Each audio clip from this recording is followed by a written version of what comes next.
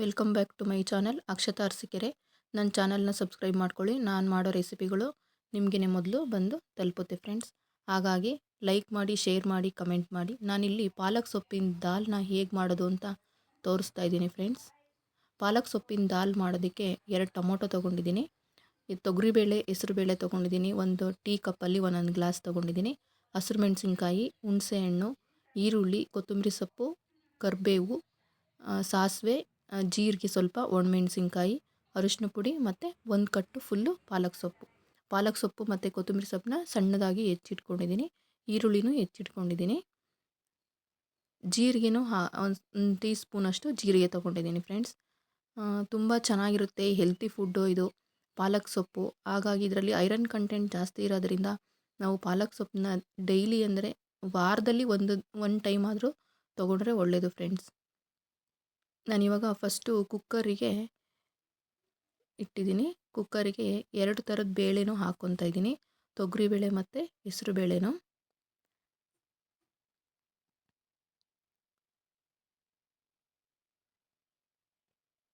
ಹೆಸರು ಬೇಳೆ ಬೇಸಿಗೆನಲ್ಲಿ ತಂಪು ಅಂತ ನಾವು ಯೂಸ್ ಮಾಡ್ತೀವಿ ಫ್ರೆಂಡ್ಸ್. ನಮ್ಮ ಕಡೆ ಎಲ್ಲ ತುಂಬ ಬಿಸಿಲಿರೋದ್ರಿಂದ ಹಾಗಾಗಿ ನಾನು ಹೆಸರು ಬೇಳೆ ಸ್ವಲ್ಪ ಬಳಸ್ತೀನಿ ಜಾಸ್ತಿನ. 2 ಕಟ್ ಮಾಡ್ಕೊಂಡಿರೋ ಟೊಮೊಟೊ ಹಾಕ್ಕೊಂಡಿದ್ದೀನಿ, ಒಣಮೆಣಸಿನ್ಕಾಯಿ ಮತ್ತು ಹುಣಸೆಹಣ್ಣು, ಒಂದು ನಿಂಬೆ ಹಣ್ಣಿನ ಗಾತ್ರದಷ್ಟು ಹುಣಸೆಹಣ್ಣು ಹಾಕಿ. ತುಂಬ ಹುಳಿ ಬೇಡ, ಏಕೆಂದರೆ ಟೊಮೊಟೊನೂ ಹಾಕಿರ್ತೀವಿ, ಹಾಗಾಗಿ ಟೇಸ್ಟಿಗೋಸ್ಕರ ಸ್ವಲ್ಪ ಹುಣಸೆಹಣ್ಣನ್ನು ಬಳಸ್ತೀವಿ.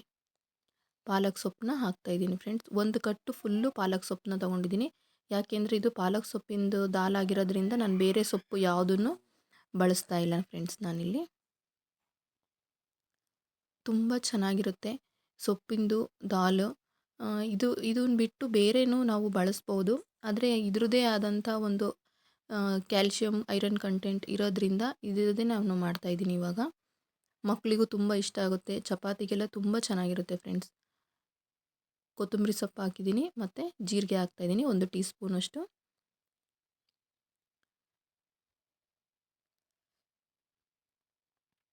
ಒಂದು ಟೀ ಸ್ಪೂನಷ್ಟು ಅರಿಶಿನ ಪುಡಿ ತೊಗೊಂಡಿದ್ದೀನಿ.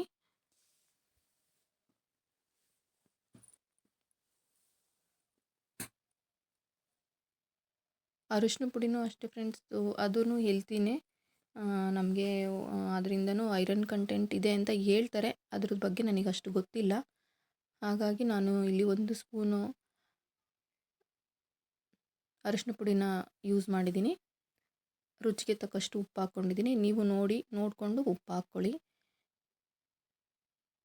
2 ಸ್ಪೂನ್ ಉಪ್ಪು ಹಾಕ್ಕೊಂಡಿದ್ದೀನಿ. ನಾನಿವಾಗ ಕಲ್ಲುಪ್ಪನ್ನ ಯೂಸ್ ಮಾಡ್ತಾಯಿದ್ದೀನಿ. ನಾವು ಯಾವುದೇ ಟಿಫನ್ ಐಟಮ್ಸ್ ಆಗಲಿ, ಸಾಂಬಾರಿಗಾಗಲಿ ಕಲ್ಲುಪ್ಪನ್ನೇ ಯೂಸ್ ಮಾಡಬೇಕು ಫ್ರೆಂಡ್ಸ್, ಅದು ಹೆಲ್ತಿ ಅಂತೆ. ಸಣ್ಣುಪ್ಪಲ್ಲಿ ಏನೂ ಇರೋದಿಲ್ಲ. ಸಣ್ಣುಪ್ಪನ್ನ ಸ್ವಲ್ಪ ಅವಾಯ್ಡ್ ಮಾಡಿ, ಕಲ್ಲುಪ್ಪನ್ನೇ ಜಾಸ್ತಿ ಬಳಸಿ. ಇಲ್ಲಿ 2 ಗ್ಲಾಸು ವಾಟರ್ನ ಆ್ಯಡ್ ಮಾಡ್ತಾಯಿದ್ದೀನಿ.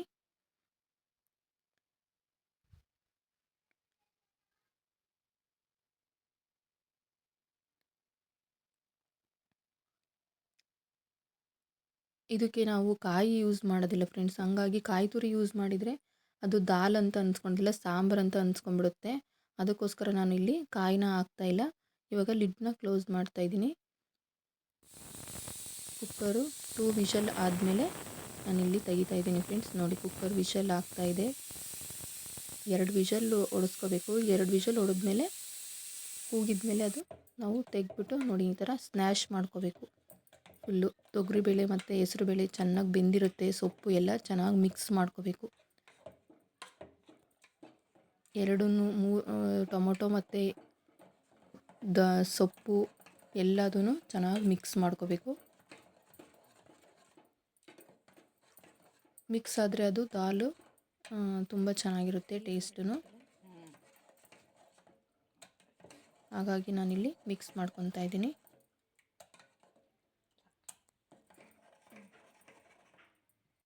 ಜಾಸ್ತಿ ನೀರು ಹಾಕ್ಬಾರ್ದು ಫ್ರೆಂಡ್ಸ್. ನೀರು ಜಾಸ್ತಿ ಹಾಕಿದರೆ ಅದು ಸಾಂಬಾರು ಥರ ಆಗಿಬಿಡುತ್ತೆ. ದಾಲು ಸ್ವಲ್ಪ ನೀರು ಕಡಿಮೆನೇ ಇರಬೇಕು ದಾಲ್ಗೆ. ಹಾಗಾಗಿ ಇಲ್ಲಿ 2 ಸ್ಪೂನು ಆಯಿಲ್ನ ಹಾಕ್ಕೊತಾ ಇದ್ದೀನಿ.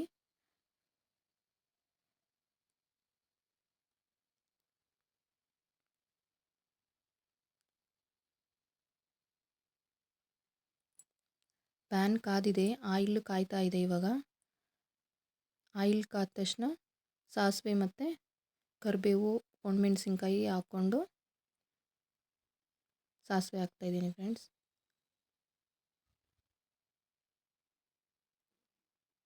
ಜೀರಿಗೆ 1 ಟೀ ಸ್ಪೂನಷ್ಟು, ಸಾಸಿವೆನೂ ಅಷ್ಟೇ 1 ಟೀ ಸ್ಪೂನಷ್ಟು ಹಾಕ್ತಾಯಿದ್ದೀನಿ. ಕರಿಬೇವು ಒಂದು 10ರಿಂದ 12 ಕರಿಬೇವು ಮತ್ತು ಈರುಳ್ಳಿ ಫ್ರೆಂಡ್ಸ್. ಈರುಳ್ಳಿ 2ನ್ನ ಕಟ್ ಮಾಡಿಟ್ಕೊಂಡಿದ್ದೆ. ಈರುಳ್ಳಿನ ಚೆನ್ನಾಗಿ ಫ್ರೈ ಆಗೋ ತನಕ ಇವಾಗ ಚೆನ್ನಾಗಿ ಫ್ರೈ ಮಾಡಬೇಕು. ಆಗೋವರೆಗೂ ಅದನ್ನು ಕೈ ಆಡಿಸ್ತಾನೆ ಇರಬೇಕು, ಇಲ್ಲಾಂದರೆ ಅದು ಚೆನ್ನಾಗಿ ಅನಿಸೋದಿಲ್ಲ. 2ರಿಂದ 3 ಒಣಮೆಣ್ಸಿನ್ಕಾಯಿ ತೊಗೊಂಡಿದ್ದೀನಿ. ಇದಕ್ಕೆ ನಾವು ಹಸಿರು ಮೆಣಸಿನ್ಕಾಯಿನ ಬೇಯೋದಕ್ಕೆ ಹಾಕಿದ್ದೀವಿ, ಹಾಗಾಗಿ ಒಣಮೆಣ್ಸಿನ್ಕಾಯಿನ ನಾನಿಲ್ಲಿ ಖಾರ ಜಾಸ್ತಿ ಇರೋದಿಲ್ಲ ಒಣಮೆಣ್ಸಿನ್ಕಾಯಿನ ಆ್ಯಡ್ ಮಾಡ್ತಾಯಿದ್ದೀನಿ. ಚೆನ್ನಾಗೂ ಕಾಣುತ್ತೆ ಒಣಮೆಣ್ಸಿನ್ಕಾಯಿ ಹಾಕಿದರೆ ಅಂತ 2 ಒಣಮೆಣ್ಸಿನ್ಕಾಯಿನ ಯೂಸ್ ಮಾಡಿದ್ದೀನಿ. ಚೆನ್ನಾಗಿ ಫ್ರೈ ಆಗಬೇಕು ಫ್ರೆಂಡ್ಸ್. ಅದು ಕಡಿಮೆ ಫ್ಲೇಮಲ್ಲೇ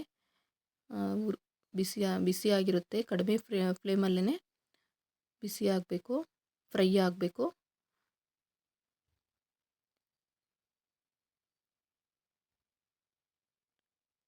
ಈರುಳ್ಳಿನ ಕೈ ಆಡ್ತಾನೆ ಇರಬೇಕು ಫ್ರೆಂಡ್ಸ್, ಇಲ್ಲ ಅಂದರೆ ಅದು ಸೀದೋಗ್ಬಿಡುತ್ತೆ. ಹಾಗಾಗಿ ಈರುಳ್ಳಿನ ಚೆನ್ನಾಗಿ ಮಾಗಿಸ್ಬೇಕು, ಫ್ರೈ ಮಾಡ್ತಾನೆ ಇರಬೇಕು.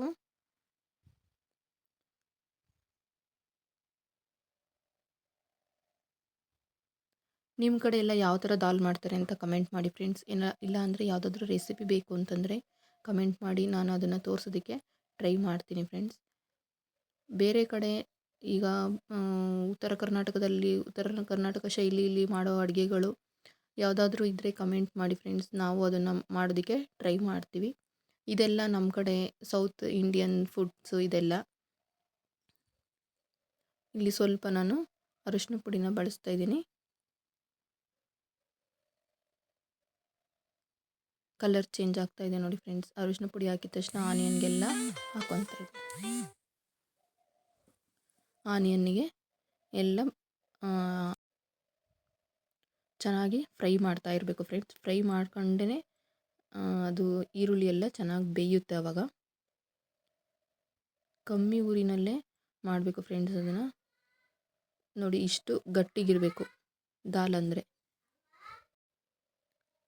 ಫ್ರೈ ಆಗಿರೋ ಈರುಳ್ಳಿ ಒಳಗಡೆ, ಒಗ್ಗರಣೆ ಒಳಗಡೆ ನಾವು ಇವಾಗ ದಾಲ್ನ ಹಾಕ್ಕೊತಾ ಇದ್ದೀವಿ. ತೊಗರಿಬೇಳೆ ಮತ್ತು ಹೆಸರುಬೇಳೆ ಬೇಯಿಸಬೇಕು ಫ್ರೆಂಡ್ಸ್, ಅದು ತುಂಬ ಚೆನ್ನಾಗಿರುತ್ತೆ. ಎರಡನ್ನೂ ಮಿಕ್ಸ್ ಮಾಡಿ ಒಬ್ಬೊಬ್ಬರು ಬರೀ ಹೆಸರುಬೇಳೆದೇ ಮಾಡ್ಕೊತಾರೆ, ಒಬ್ಬರು ತೊಗರಿಬೇಳೆದನ್ನೇ ಮಾಡ್ತಾ ಇರ್ತಾರೆ. ಇದೊಂಥರ ಚೆನ್ನಾಗಿರುತ್ತೆ ಈ ರೆಸಿಪಿನೂ. ಇದೊಂದು ಸಲ ಟ್ರೈ ಮಾಡಿ ನೋಡಿ, ಕಮೆಂಟ್ ಮಾಡಿ ಯಾವ ಥರ ಇತ್ತು ಅಂತ. ಚೆನ್ನಾಗಿ ಕುದಿಸ್ಬೇಕು ಫ್ರೆಂಡ್ಸ್ ಅದನ್ನು. ಆನಿಯನ್ನು ಮೆಣಸಿನ್ಕಾಯಿ ಎಲ್ಲ ಬೇಯುತ್ತೆ ಆ ನೀರೊಳಗಡೆ. ಆ ಸೊಪ್ಪು ಎಲ್ಲ ತುಂಬ ಚೆನ್ನಾಗಿರುತ್ತೆ ಟೇಸ್ಟು. ನಾನು ವಾರದಲ್ಲಿ 2 ದಿನನಾದರೂ ಮಾಡ್ತೀನಿ. ನೈಟ್ ಊಟಕ್ಕೂ ತುಂಬ ಚೆನ್ನಾಗಿರುತ್ತೆ. ಹಾಗಾಗಿ ಚೆನ್ನಾಗಿ ಕುದಿಸಿ ಇಟ್ಕೊಂಡ್ರೆ ನಾವು ಸಂಜೆವರೆಗೂ ಇಟ್ಕೋಬೋದು.